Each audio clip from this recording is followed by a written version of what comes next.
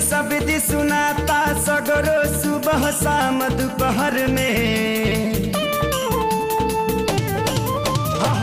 कहीं शब्द सुनाता सगरो सुबह शाम दोपहर में। बम बम गूंजाता देवघर में भोले बाबा के शहर में। बम बम गूंजाता देवघर में भोले बाबा के शहर में।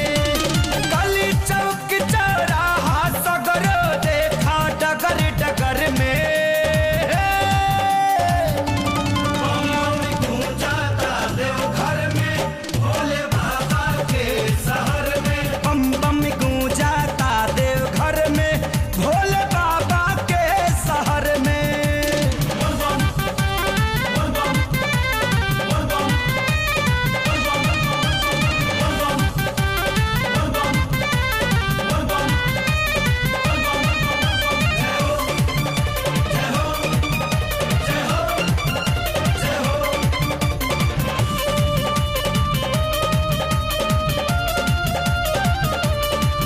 हर जुबा पे शिव के नाम हवे, कहीं मंजिल पैगाम हवे। हर जुबा पे शिव के नाम हवे, कहीं मंजिल पैगाम हवे। शिव नाम से शक्ति बढ़ जाला, शिव का सुइया पर चढ़ जाला। घट घट बासी शिव कैलाशी राखे सबके नजर में।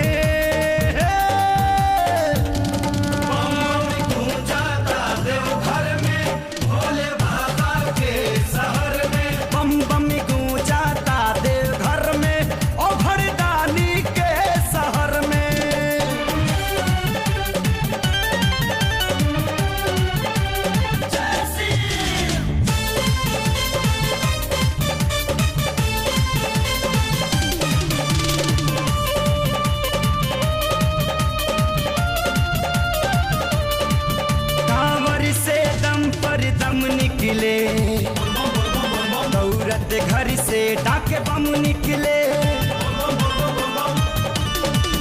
कांवर से दम पर दम निकले दौड़त घर से डाके बम निकले। अब 10 दिशा 14 भुवन से हर हर बम बम बम निकले। डुबकी लगा के कांवरिया जय बोले गंगा लहर में।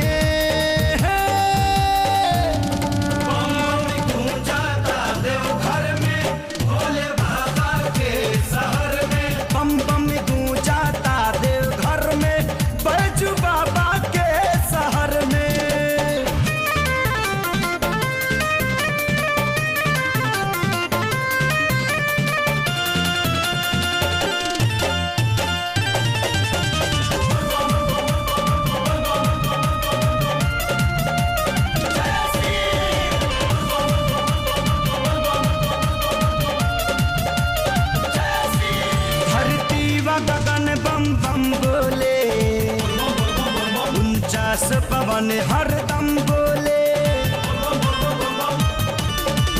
धरती या गगन बम बम बोले 49 पवन हरदम बोले। देवी देवता भी देवलोक से ओम नमः शिवाय छन छन बोले। घुंघरू खेसारी प्यारे लाल के गूंजे गीत घर घर में।